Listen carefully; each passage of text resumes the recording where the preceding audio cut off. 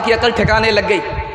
बीरबल से पूछा गया, इस हिंदुस्तान में कौवे की तादाद बताओ, दिल्ली में कितने कौवे हैं बताओ। बीरबल ने समझ लिया कि ये तो उल्टा सीधा सवाल है, इसका उल्टा सीधा ही जवाब देना होगा।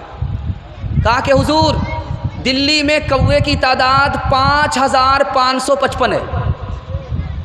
तो लोगों ने कहा तेरा दिमाग ख़राब हो गया है, तुम्हें कैसे पता चल गया कि 5555 है? कहा कि यकीन नहीं तो गिन लो, बाप से भेंट हो जाएगी।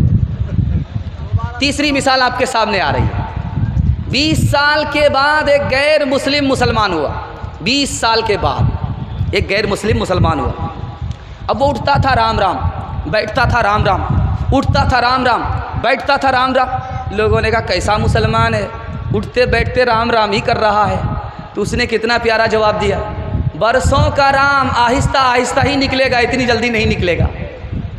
इस हिंदुस्तान का बादशाह गुजरा, उसका नाम था औरंगज़ेब। दुआ कीजिए अल्लाह उनकी कब्र को नूर से भर दे। और हिंदुस्तान का नवाब था शिवाजी। शिवाजी और औरंगज़ेब बादशाह की लड़ाई हो गई। औरंगज़ेब ने शिवाजी के महल को, किले को घेर लिया, शिवाजी को बाहर निकलने नहीं दिया। दाना पानी जब ख़त्म हो गया तो शिवाजी ने अपनी माँ से कहा अब क्या करें, दाना पानी ख़त्म हो चुका है और मेरी जान का दुश्मन, खून का प्यासा औरंगज़ेब चारों तरफ से मुझको घेरे हुआ है। देखिए हिंदुस्तान कितना प्यारा, कितना खूबसूरत था। तारीख़ के हवाले से सुनाने के लिए जा रहा हूँ, इसको ध्यान से सुनिएगा, पयाम इंसानियत आप सुन रहे हैं। शिवाजी का राशन ख़त्म हो गया, दाना पानी ख़त्म हो चुका है, चारों तरफ से दुश्मन औरंगज़ेब के लश्कर ने घेर रखा है। तो माँ से पूछा कि करें क्या करें? कहा क्या करें, औरंगज़ेब से पूछ लो। कहा औरंगज़ेब तो मेरी जान का दुश्मन है। कहा जान का दुश्मन ज़रूर है लेकिन मुसलमान है, तुमको सही मशवरा देगा, गलत मशवरा नहीं देगा।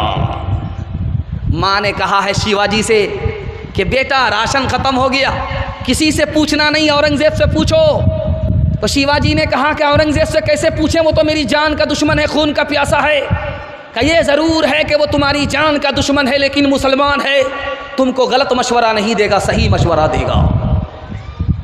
अब शिवाजी ने औरंगज़ेब से कहा मेरा राशन ख़त्म हो गया। कहा क्या फ़र्क पड़ता है, जंग बंद कर लो 10 साल के लिए और राशन का इंतज़ाम कर लो, जब राशन का इंतज़ाम हो जाएगा तो फिर जंग शुरू कर देना। 10 साल के लिए शिवाजी को टाइम दे रहा है। कौन टाइम दे रहा है? औरंगज़ेब बादशाह कि 10 साल के लिए जंग बंद कर दो और इंतज़ाम कर लो, उसके बाद जंग करना। अब औरंगज़ेब से कहा कि 10 साल में तो वो मजबूत हो जाएगा, आपके ऊपर हमला करेगा। तो औरंगज़ेब का जवाब सुनिए, मेरे नबी ने अपने दुश्मन से 10 साल के लिए जंग बंद किया था, मैंने अपने नबी की सुन्नत पर अमल किया है, मुझे यकीन है कि जो सुन्नत पर अमल करेगा वही कामयाब होगा। मैंने नबी की सुन्नत का दामन थामा है, मैं ही कामयाब रहूँगा। जब दोबारा जंग शुरू हुई, शिवाजी गिरफ्तार हो गए, दिल्ली लाया गया, फिर भी औरंगज़ेब बादशाह ने कहा कि इनको कत्ल मत करना, ये कौम का सरदार है। हमारे नबी ने कहा कि कौम के सरदार की इज्जत करो, उसको जलील मत करो। ये था खूबसूरत हिंदुस्तान, ये था खूबसूरत समाज, ये था भाईचारा, ये था औरंगज़ेब बादशाह का पयाम इंसानियत। दूसरी मिसाल आपके सामने आ रही है।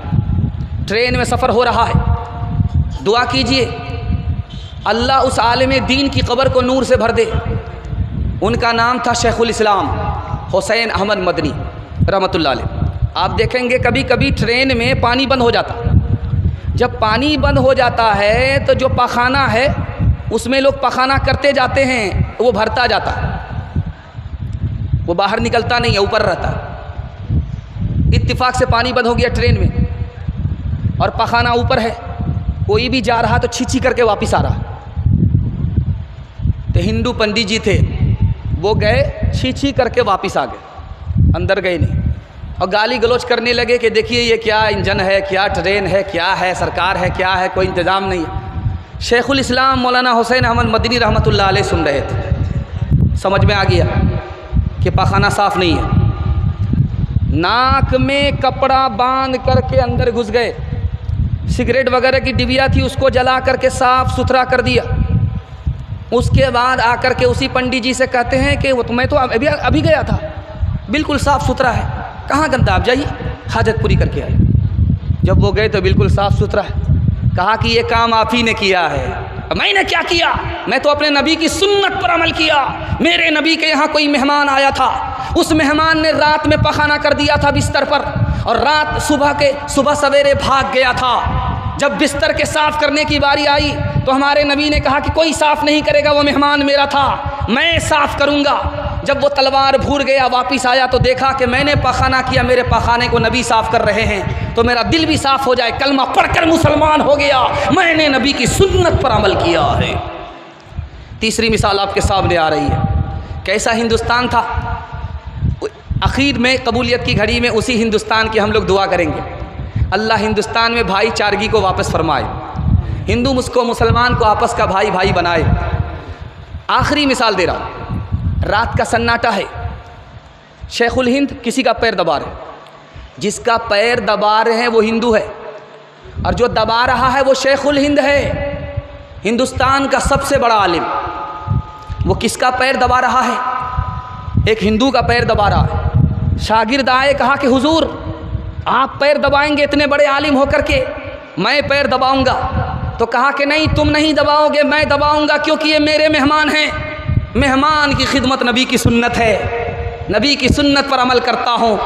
ये नहीं देखता ये किस कौम का है, हमें तो अपने नबी की सुन्नत पर अमल करना है।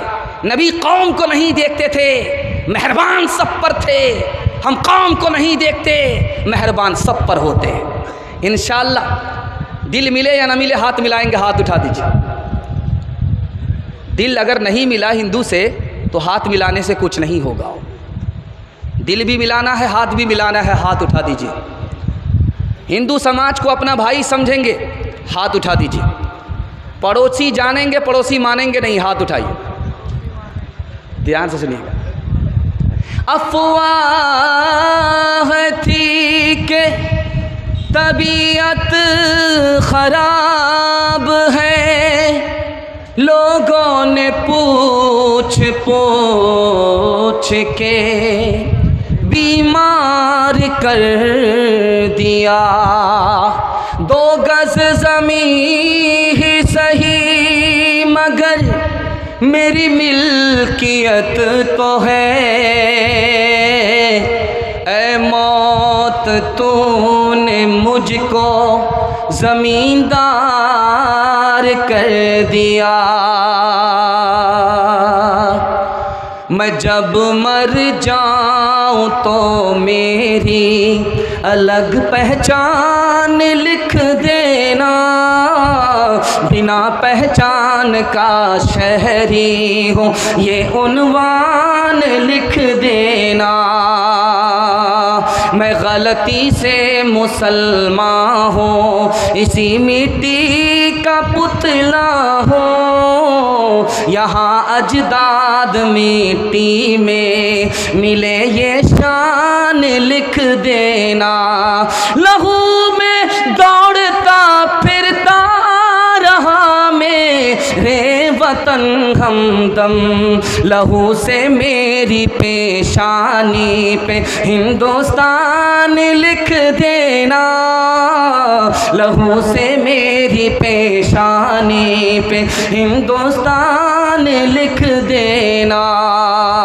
सारे जहां से अच्छा हिंदुस्तान हमारा, हम बुलबुले हैं इसकी ये गुलसिता हमारा। सारे जहां से अच्छा मजहब नहीं सिखाता, आपस में बैर रखना। हिंदी है हम, वतन है हिंदुस्तान हमारा। सारे जहां से अच्छा। पैगाम निकल गया, आखिरी पैगाम रह गया, 3 मिनट का है। इजाज़त देंगे तो सुनाऊंगा। इजाज़त है? दोनों हाथ उठा दीजिए इंशाअल्लाह।